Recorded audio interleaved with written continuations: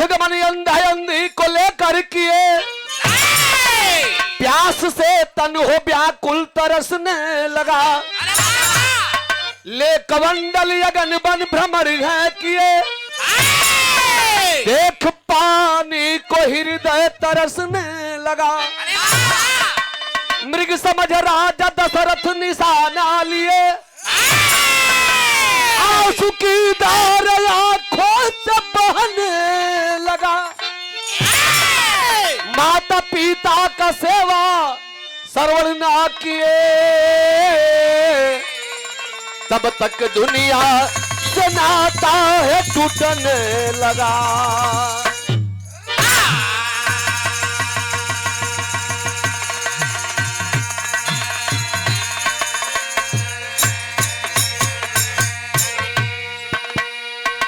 अपने माई बाबू के हर दिल के इच्छा के पूरा करे वाला एक बेटा है धरती पर पैदा भइलन, जेकर नाम श्रवण कुमार। लेकिन श्रवण कुमार का माई बाबू रहलन कैसन? दोनों जना दोनों आंख कसूर। हाँ ढोवस। अच्छा देखा, यही में एगो नया चीज बताई लास्ट में। ये हमारे सिनारायण चाचा का लिखल चीज बा। आखिर श्रवण कुमार को माई बाबू कहला कि बेटा हमनी के तीर्थ यात्रा करा दो, तन की कष्ट भइल कि बड़ा जयान हर आई तीर्थ यात्रा करी लोग कहा लेके जाई। लेकिन हे मन माई ही और बाबूजी हुआ, तब माई बाप के जबले जियब तबले सेवा करब। कांवर बना के लेके श्रवण कुमार अपने अंधांधी माई बाबू के लेके चलन है। जंगल के अंदर जब प्रवेश कैले ना हो बाबू, बड़ी जोर से प्यास लगल दोनों प्राणी के, पानी मंगल। हाँ श्रवण कुमार सोचल कि जंगल में पानी कहाँ से ले आई। वो कंवरिया के पेड़ के डाढ़ में टांग के कमंडल लेके पानी खोजे लगलन। एक तालाब मिला, वो तालाब में कमंडल के जब बोरलन ह, यह प्रमाण मिला। हम कोनो बनावटी बात ना गावत है।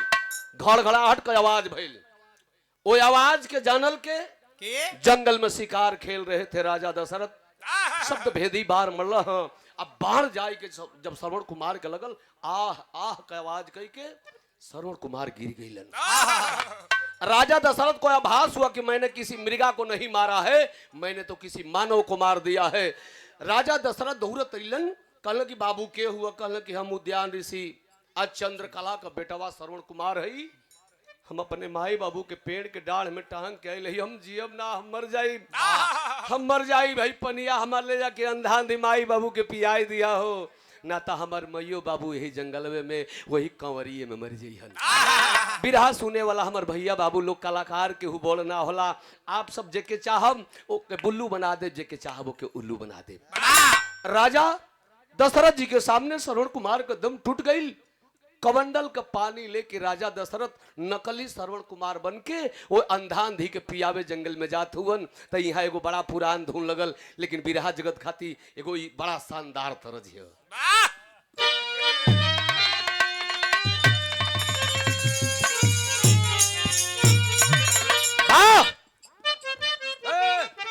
छोड़ दीजिए, आगे बढ़िए, तरज आ गई।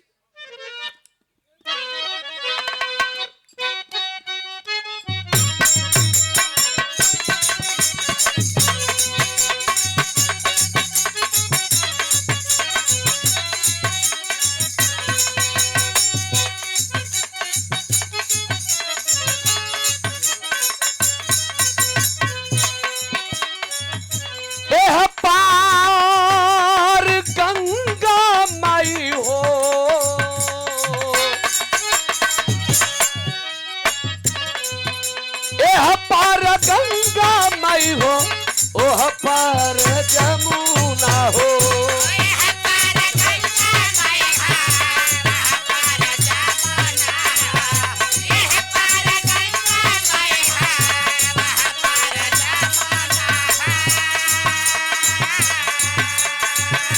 एह पार गंगा माई हो ओह पार जमुना हो।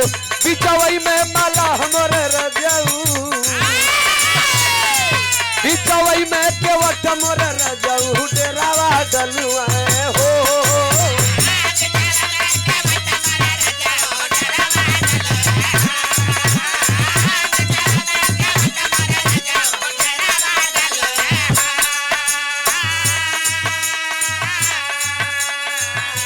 देखा लोग हो भैया, राजा दशरथ जी नकली श्रवण कुमार बन के अंधांधी के सामने गईलन ह। आ गईलन तो कइलन का, अरे पनिया पिया चलल, पनिया पिया चलल, दशरथ रह जाना हो।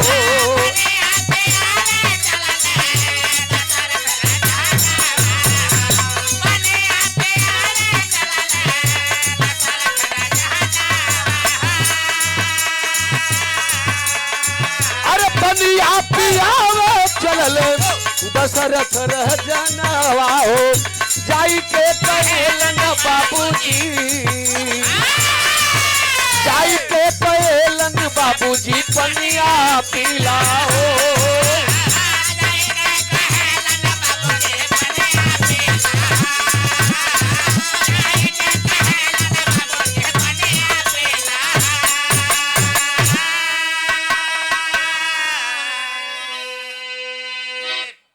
आज राजा दशरथ जी नकली श्रवण कुमार बन के अंधांधी के सामने गईलन, कहला कि हे माई, हे बाबूजी, है लो जा पनिया पी लो जा। अंधांधी दोनों कहला कि बेटा ई पनिया लेके कहाँ तू रह गईल ह। अंधांधी रो तलन रो के गौरी बात कहलन कि कहा इतना कैला तेरी, इतना कैला तेरी, पूछलन करना हो।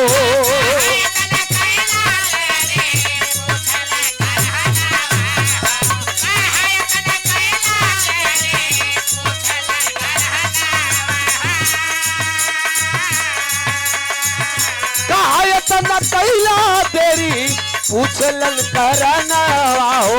अरे हृदय का टुकड़ा के गोदिया मिला हो।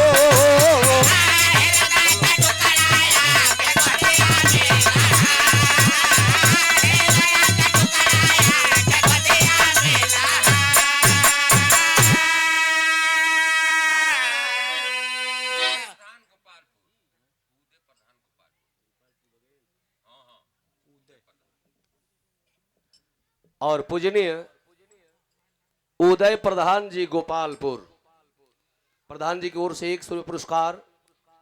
चरणन में सादर प्रणाम, सब भैया लोगन के प्रणाम बा।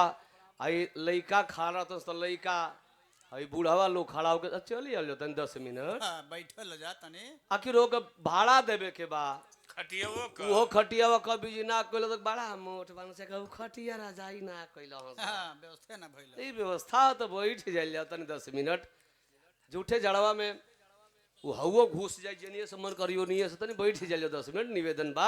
हां हां ना निकल तो चल जी हेलो कोनो बरिया थोड़ा नहीं के तब का कि नहीं तो बिराओ सुन के जवाब। ए भैया, राजा दशरथ जी जाय के अंधांधी से पानी पिए के बाद कलन हो। अंधांधी कहला कि बेटा थोड़ी घरी औरी ना आइल तो हां तब मरी गेले, तब मरी गए तो लगे आओ बाबू। वाह, डर ने श्रवण कुमार नकली रूप में श्रवण बन के जब राजा दशरथ जी गई हम डरने नहीं जाते हुए।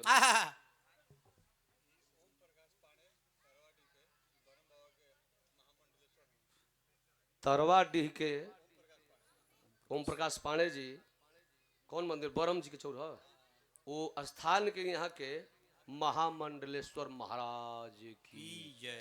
पुरस्कार दिए है श्री कंत लंठ महाराज की जय। दोनों महाराजे बड़न, उधर भी महाराज और इधर भी महाराज। हम यूट्यूब के महाराज हैं, आप मंदिर के महाराज हैं। ए भैया, राजा दशरथ जी के सामने अंधांधी कहला कि बाबू तनी लगे आजा, डर ने राजा दशरथ सटत नहीं खो आ सटत नहीं खो। तय अंधांधी कहलन के रे बाबू काहे नहीं क सटत, हाथ जोड़ के सच्चाई पर आ गए राजा दशरथ। कहला के हे उद्यान ऋषि, हे चंद्रकला बहिन, हमारा हाथ से पाप हो गई बा, हम तोहरे बेटवा के अनजाने में मृगा जान के मार डली। अच्छा इतना बात जब सुनलो अंधांधी तो केवन माई बाबू होई हो कि जो ना माई बाबू के कही बेटा आओ बेटा के मुआ के तू जा कह के लो पानी पी लो। दोनों प्राणी शराब दे दिए कि अरे दशरथ, तेरे हाथ में जो पानी है वो पाप का पानी है, तूने पाप किया है, और पाप की पानी को किसी पवित्र आदमी को पिलाना मत, न कहीं पवित्र धरती पर गिराना, और हम दोनों प्राणी अंधा अंधी इसी जंगल में मरेंगे, और तुझे भी श्राप देते हैं, एक दिन तू भी अपने बेटों के वियोग में मरेगा। श्राप दे दिए। अंधा अंधी उद्यान ऋषि चंद्रकला दोनों अपने प्राण को छोड़ दिए। राजा दशरथ कमंडल का पानी लेके झंखतड़न तो यहाँ एक तर्ज लग गई। तर्ज कौन बा? बारे मास्टर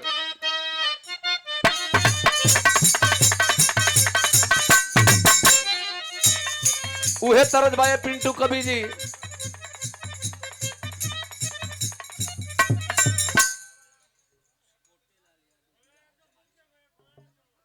छोटे लाल दुधा जी जमाल चौक से 100 रुपया पुरस्कार, चंदन में सादर प्रणाम। उहे तरजबा आवा ये भौजी शुरू हो जाए कहिया से? 23 जनवरी से। आवा ये भौजी खेला कबड्डी, खेला खेला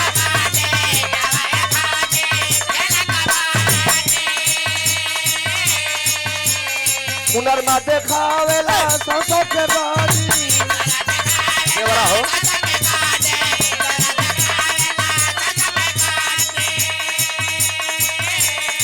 आवा न झरारा बोल के केवड़िया खोल के, केवड़िया खोल के।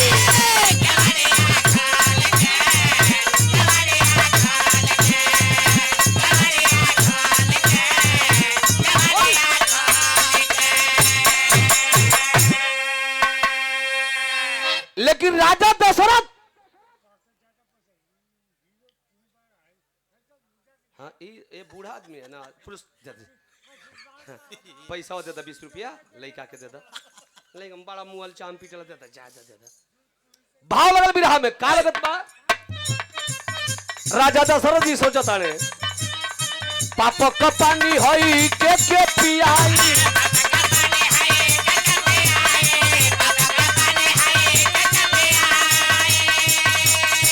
आवे समझ नहीं कहवा गिराई।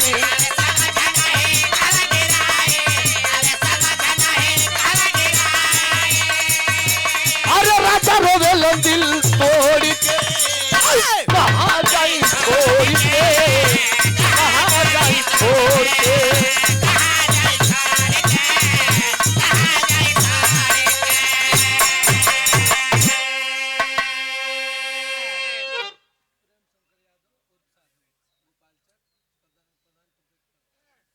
प्रेम शंकर यादव जी उर्फ साधु जी जमाल चक, जो प्रधान पद के भावी प्रत्याशी हैं।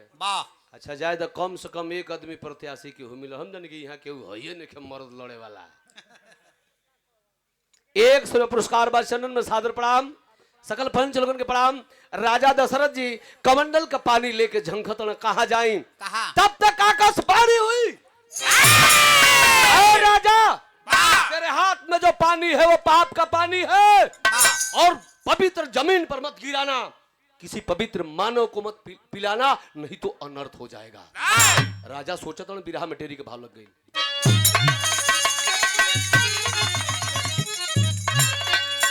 अरे अवध का राजा लेके पनिया, अरे ये भैया अवध का राजा लेके पनिया, अरे ढूंढने चले कहां पर मिली मुहर्री।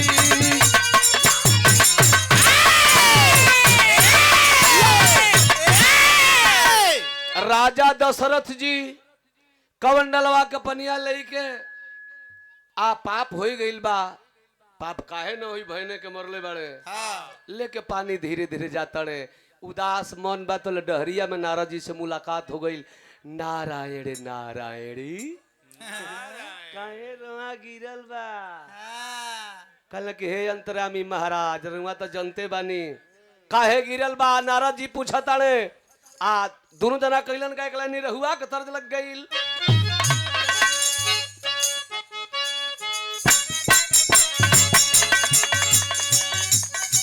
उहे तर्ज बा अरे का छटकेलू ए गोर चिमनो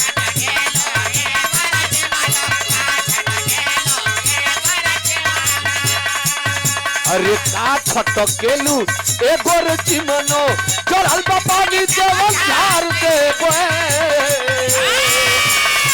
भइल बारू बोल कप्पा ए भौजी जवानी में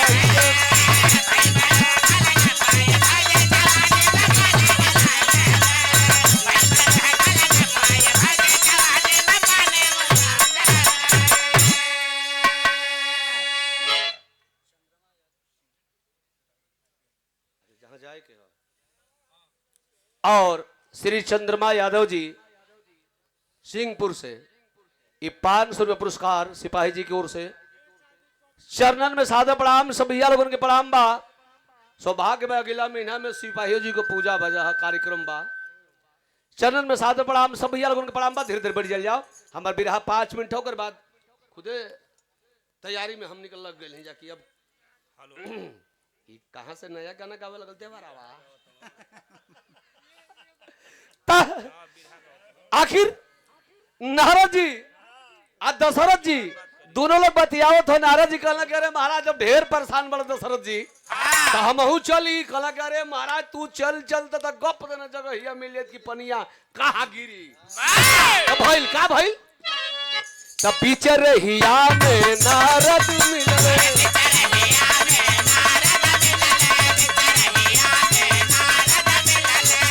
अरे पीछे रहिया में नारद मिलले नारायण कहत भेद पाई गईले कइले बारा हरी पपला हे राजा ई बतिया सुन बनाई गईले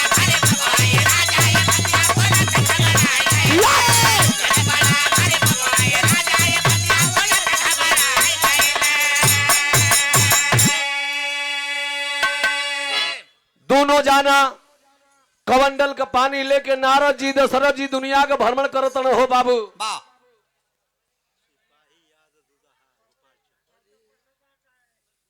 सिपाही यादव जी दुदहा गोपाल चक अरे तो सब ना दूध में पानी मेरे वाला आता पनिये में दूध मेरे वाला एक दिन पूछले कि भैया काहे मेरे वाला कहला कि देखबा ना मेरे न तो दूधवा के खा लियो हीरे पचइयो सब दूसर जात पी तो छेरे लगी। भैया के बहुत प्रणाम सकल पंचल के प्रणाम बा। आखिरकार दोनों जरा घूमत घूमत घूमत भ्रमण करत हुआ लेकिन कहीं पता हुआ स्थान नहीं खे मिलत कि जहां पानी गिरावल जाओ।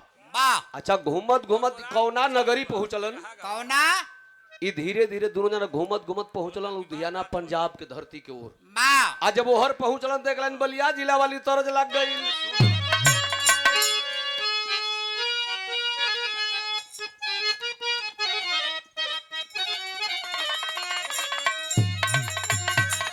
ए तरज के बलिया जिला के बिरहा सम्राट हमारा सुरेंद्र भाई बड़ा रंग से गावेलो ऐसे कि उनका जिला का तरज बा।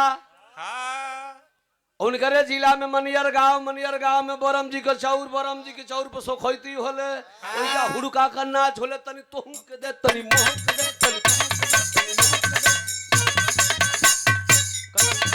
अब ना मिली किरासन तेल कहीं बैठता नहीं हमरो के दे कहीं बैठता नहीं हमरो के दे कहीं बैठता नहीं हमरो के दे हां तैयार हुरका तो हम लोग का बाजा आ जब सज द जे से हुड़का वाला तो यही चाचा नहीं पुरानी आदमी कहे के हो बाबू हां तनी हो खेदा लोग तनी हो खेदा लोग वाह तो करिया वाला लौंडा जाने कि आय हाय बूढ़ावा तो मेरा दीवाना हो गया तो करिया वाला लौंडा छटक के गो तरस गाई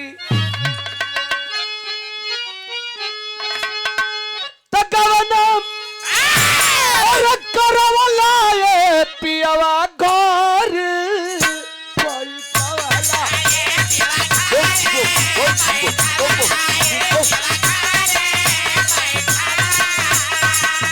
अरे राजा जी हो घर वही में बैठवाला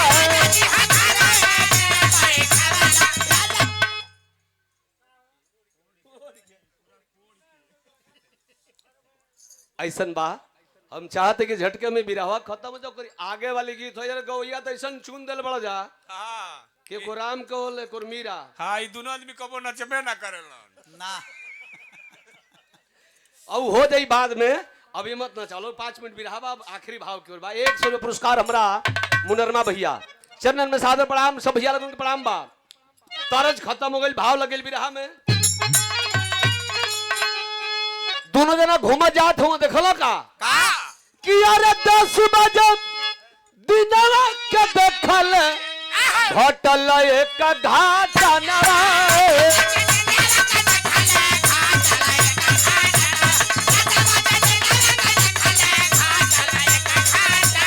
अरे 10 बजे दिनवा के देखल होटल एक घाटा नवा अरे सर पर काट दी हालत ये भैया सर पर काट दी हालत ये भैया आँखी के हो सामने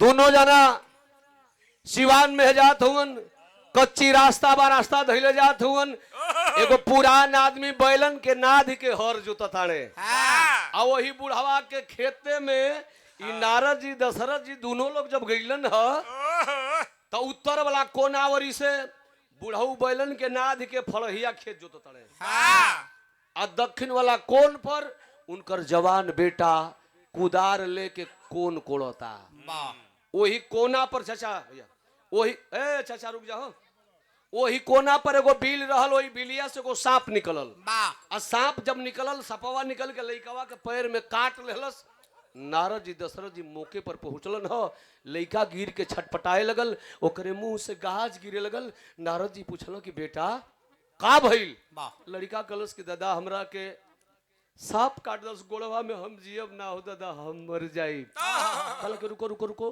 कोई है तुम्हारा वो 2 बीघा का चौक खेत बा फड़हिया खेत बुढ़ऊ जोतो तने वो हर से लइकवा बस इतना इशारा कलस कि दादा हऊ हमार बाबूजी हुवन कहल घबरा मत अबे बोला के लिए थे लेकिन सर्प इतना विषैला था कि नारद जी और दशरथ जी के सामने ही वो लड़का दम तोड़ दिया मौत हो गई उसकी नारद जी दशरथ जी दोनों लोग दौड़ के हरवाहा के लगे गइलन ह कहल कि भैया भैया भैया बैलन करो का भैया ए रुका रुका रुका रुका नारद जी रोकवाई के वो किसान से गो बात कलन 2 लाइन विदेशी आवा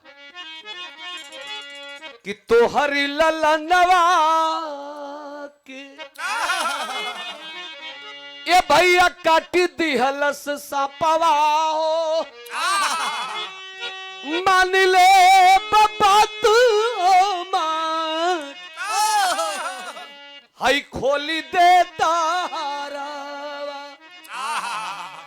हर खोल दो भैया हर खोल दो भैया तोरे लइकवा के सांप काट दो चल के देखा हुई कोनवा पर उ सुतल नहीं खे लड़कवा तोहर मरी गई मरी गई ई कैसन बात कहथो बाबा नारद कहल कि मरी गई हरवा खोल देता उ हरवा हवा का कहता क्या बाबा काल जबरू के नाही उ काल जबरू के नाही तो हम कैसे खोली हरावा हो अरे हर तबे खोलब जाबू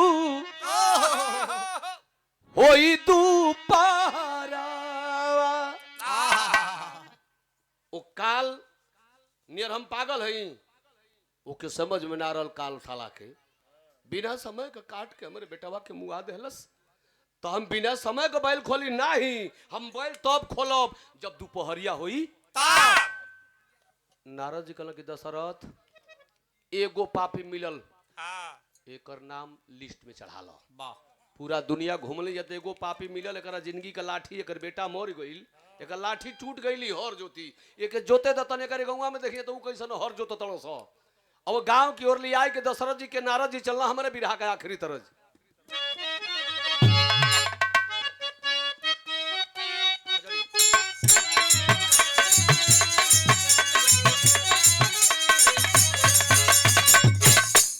उहे तरज बा नारी के करनवा भरथरी जोगी आयर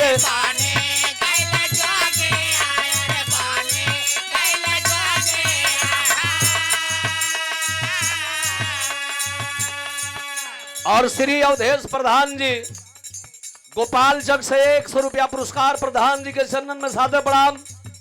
सब भैया लोगन के प्रणाम बा। त नारी के करनव भरतरी बनी कैले जोगी आयर बनी कैले जोगी आहो नारी के करनवा भिखिया मांग ले राम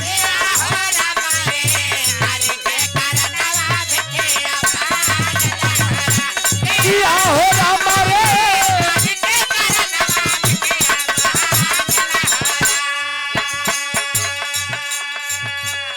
तरज धुन क्षणिक आनंद होला बाबू ध्यान विराह से न हटे तन्ना करतमन विचार चलल नारा दादा भाना रे नारा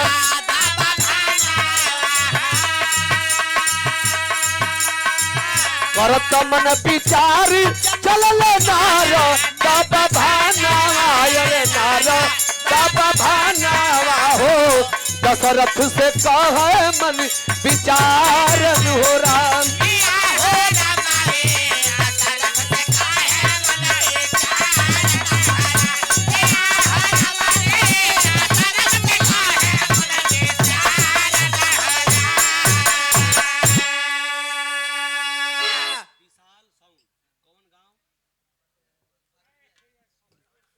और विशाल साउंड सर्विस भरौली आला से कि काला से भरौली आला ये 100 पुरस्कार भैया के साउंड बहुत बढ़िया बा।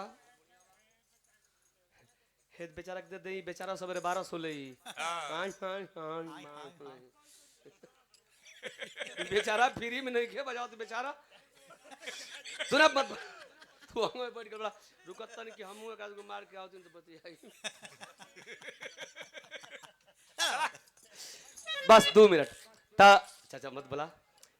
आखिर दोनों लोग जात हुवन धीरे धीरे गांव के गोयड़े गइलन आ गांव के गोयड़े गइलन तो देखला के लाइन उहरे वाह कि घूमता घुमाता कइले गांव के दरिया में नवाए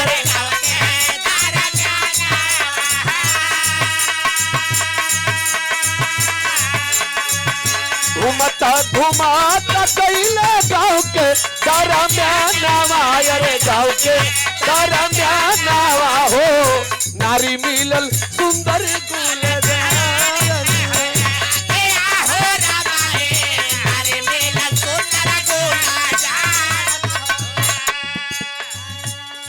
बड़ा सुंदर लाले लाले रंग का कपड़ा पहनले कपार पर थरिया थरिया में खाना हाथ में बल्टी बल्टी में पानी लेके को बड़ा खूबसूरत सुरहो सिंगार में सजल नई नवेली दुल्हन खाना लेके आवत हिय बुढ़ऊ रोकवाए दले ए बेटी रुकबू कहा जाता रू नई नवेली दुल्हन कलश की बाबा मतलब कल की बेटी कहा जाता रू हाथ जोड़ के कलश की बाबा हम जात हई थरियावा उतार देलस बल्टी के पनिया धद हाथ जोड़ के बाबा हम जात हई अपना बुढ़ऊ के अपना राजा जी के भोजन करावे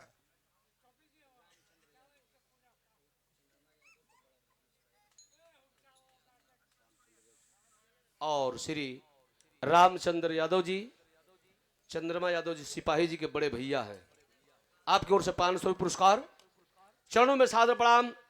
कलश की बाबा हम ये खाना लेके जाता नहीं बाबा कहला नारद जी की बेटी तोर बुढ़ावा तो ठीक ठाक बा पगड़ी ओगरी बहले बनाया गमछा को दांत भले टूट गइल बा लेकिन हाय हाय हाय बड़ी टाइट बुढ़ावा एकदम नवहारा लगा के चंपले बा लेकिन ए बेटी जो तोर अदमिया बा जो ना कहली कि हमार राजा जी गइल बड़े तोरा आदमी के सांप काट दलस तोर मर्द मर गइल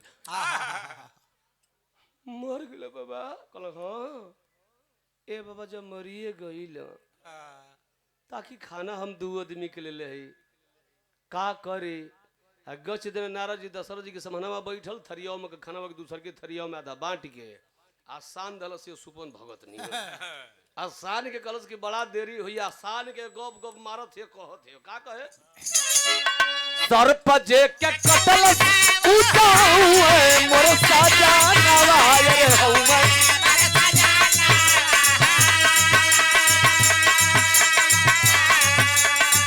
सर्प जे के कटल उठाऊं मोर सजानवा रे हउए मोर सजानवा हो खाना जाई बऊ न कर हम आयन हो राम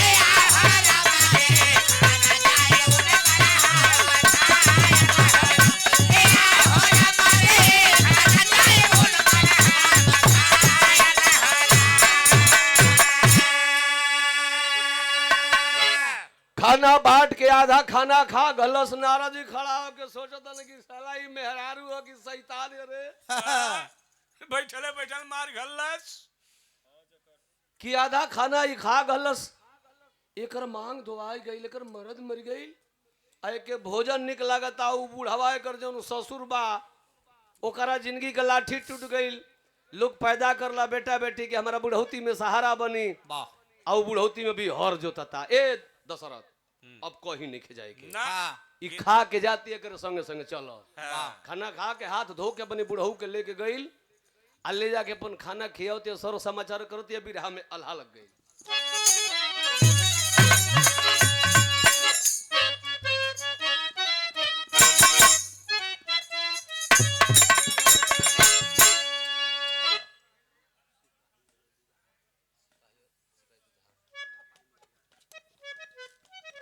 सिपाही यादव दुदहा जी वाह तो पानी इनका मिलौला का तरीका कुछ ऐसे है बता दे भैया ये चित बड़ा गांव में ई देत रहना दूध वाह आ जनते बड़ा कि जात का काट जाते बा तब का तो ई कई रंग का दूध लेके जाना जा चार रंग का जो चार गो डबो होला उसमें चार रंग का दूध होला ऐसे कि कुछ बरबरियों में देवे के बा कुछ कस्टमर ऐसा में 2-4 रुपया घटो जाई तो बहुत देवे के बा तो ई दूधहा महाराज ई दूधवा ले के देत रहलन तो इनकरी बगलिए में चाचा के उम्र के एगो रहलन दूधहा उ खाली दूध ले से बेचे खातिर न कि सजिया के व्यवस्था हो जे एकादशी शिव पहनाए वाली आउ बड़ा टोके ना करें चाचा तो उ ले जाके दूधवा 10 को बड़ा सुगर तेलिन बड़ी हुई जाए हाँ आ वही खातिर आ गली चुड़ुन चुड़ुन घंटिया बजा में आई महाराज जौन बड़ा कहला कि साला बूढ़ पटा ले बस सुगर हम कितने बताई तब अभी घोरियावे लगल कहला कि देखब उनसे दूधवा ले लू पानी मिला के देलो हमसे दूध लो यादव जी दूध वाला तो कहला कि हमसे लो अभी बेचारू अपन मार्केट बनावे खातिर के मार्केट बनावे तो अच्छा चीज बेची हाँ तो ओरिजिनल देवे लगल तेलिनिया के लड़का के अब वो 2 दिन 3 दिन दूध तो लेहल लेकिन जहिए से पियावे लगल तहिए से ओकर लड़का छेड़े लागल पचबे ना करे रोज ई पियोलन पनियौआ आउ पटावे खातिर ओरिजिनल देवे लगल आउ लड़का छेड़े लगल तो 3 दिन की बात कहतिया कि जनाता अखिलेश यादव जी कुसाहा से 100 पुरस्कार भैया के सादर प्रणाम अब सोचलस कि जनाता एकरा से निक पहले यादव जी रहल जन दूधवा देता एको दिन हमार लड़का छेड़लस ना हई जनाता कि पानी में रख देता कि छेड़ भेड़ की गदही कर देता लड़का हमार छेड़ता तो ए भैया अभी तीसरा दिन बीती गल बा चौथा दिन दूध लेके ही जाता तो ये संजोग से भुला गई अगला ड्रामा में जन में मैंने आधा दूध है आधा पानी होला जात रहलन लेके आ तल देखते बड़ा पनिया नदिया जन बहते है टोस नदिया आपने यही में ले गए ड्रामा धीरे से बोर दहला गड़ गड़ गड़ गड़ गड़ गड़ आधा भरी गई लेके गई दूध कहला कि साला के पियोर दिल तब एक छेड़ता पनिया पिए ले तेली के जात कितना आड़ी लेके गईलन अपन नपुहा वही डराम में डललन आधा लीटर दूध लेहलन अपन तसली लेके तेलिन खड़ा बिया अब बात तो जो पानी गिरौलन तसली में दूध गिरौलन तसली में तो ही में डेढ़ुली मछली रेंगतिया है अब तो इनका चोरी पकड़ा गई पहले पियोर देके फसल आ जौना चीज के शंका करे तो साला में डेढ़ुली मछली दूरतिया कल के सुना सुना ही राम हम जाने तनी तो सनी को बुढ़ावे दूधवा रहे ओकर दूध पी के एको दिन न छेड़लस लइका हमार आ तू वही पनिया हुआ दे तड़ा हे मही मछरी दौड़तिया बाप रे बाप देखत है का ये डेडुली घूमतिया अभी सोचल यादव जी की बात तो पकड़ा गइल बे बात पकड़ा गेले कर से निकली कैसे जनते बड़ो हिर जात के कहला कि सुनबू बैठ के हिलावत तड़ू तब वो तो कि सेतिया में दूध आ जाता लेबू आधा लीटर दूध आज जो है तड़ू बरारी आधा लीटर में डेढ़ ना आई चाहे चलावा सीधरिया जितनी 5 लीटर ले तू तो लमहर आ जाते होई में हाँ तब कहाँ रही है जब आल्हा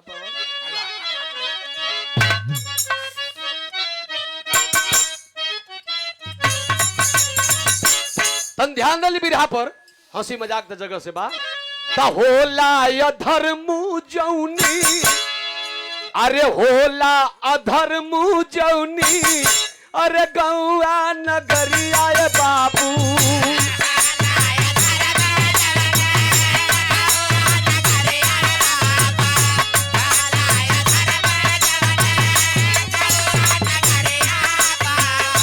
अरे बाप और बेटा में रिश्ता नहीं बा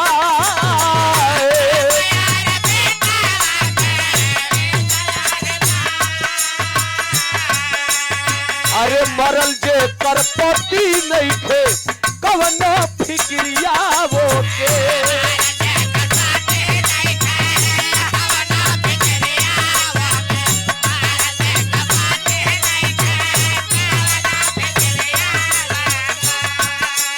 अरे नहीं थे परवाह तो खनवा गइल था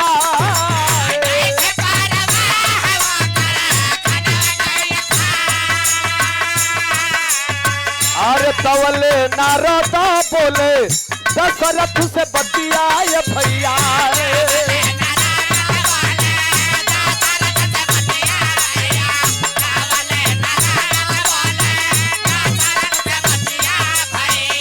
तेरी जमीन लगावा देवा पनिया के गिरा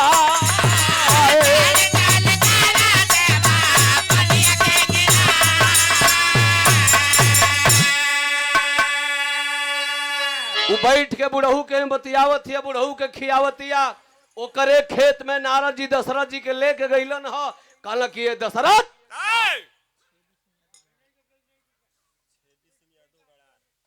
और पूजनीय बाबूजी छेदी सिंह जी गड़ार के पावन माटी से 100 रुपया चरणन में सादर प्रणाम सब भैया लोगों के प्रणाम बा बिरहा का आखिरी लाइन बा ध्यान दे नारद जी कहला दशरथ जी से कि दशरथ जो ना गांव में बाप बेटा का रिश्ता ना होखे पति पत्नी का रिश्ता ना होखे उसे बड़ियार पापी गांव कोनो होइए ना सकेला आ ना यही से बड़ियार पापी इंसान कोनो मिली अब कहीं नहीं के घूमे के एकरे खेत में ही कमंडल का पानी ओकरे खेत के बीचों बीच में नारद जी दशरथ जी से कमंडल का पानी गिरवा दहलन बिरहा सुने वाला भैया त्रेतायु खत्म भइल द्वापर जुग आइल आ जहां पनियाई गिरल रहल सवाल कर सकते हैं आप ये सिनारायण चा और बाला उस्ताद का लिखा हुआ भी रहा है कि पनिया जहां गिरल वो कौना जगह कौना नाम से वो जगह जानल गई खड़ी के भाव बा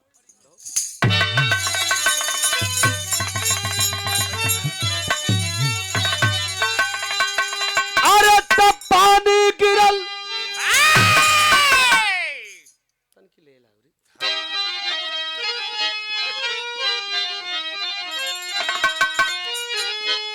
अरे तब पानी गिरल जवन कुरुक्षेत्र काल हो गईल महाभारत के समय में लाल लाल हो गई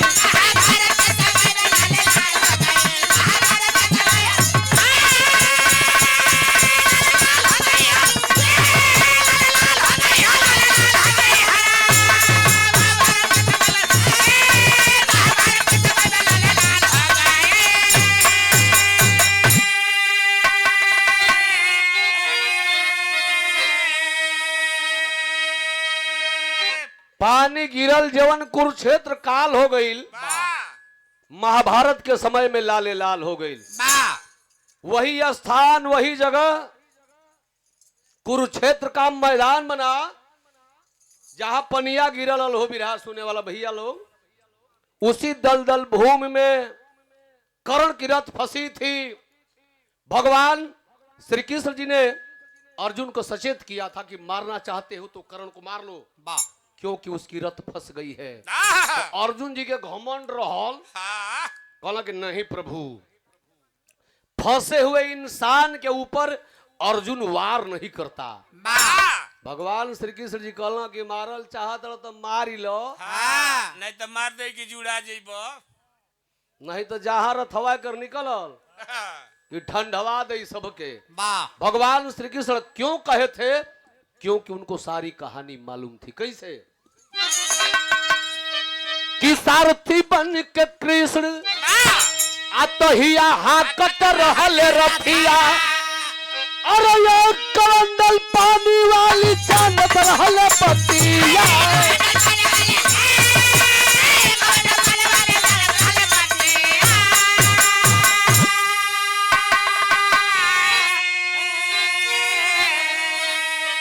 अरे कर्ण फंसा दलदल में, कृष्ण के चाल हो गई। तो महाभारत के समय में लाल लाल हो गई।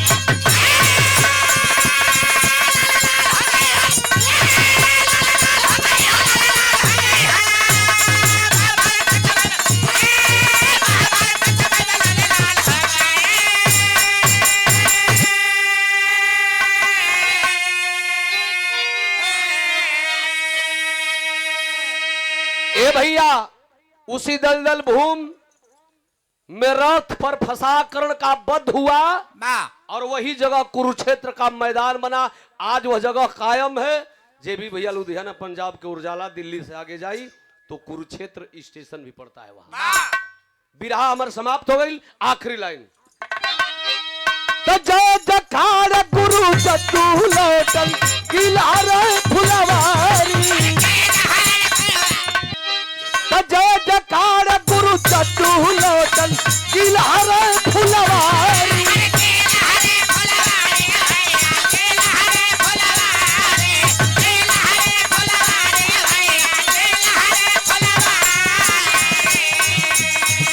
नारायण गंगा सागर पिंटू जी गुलकारी।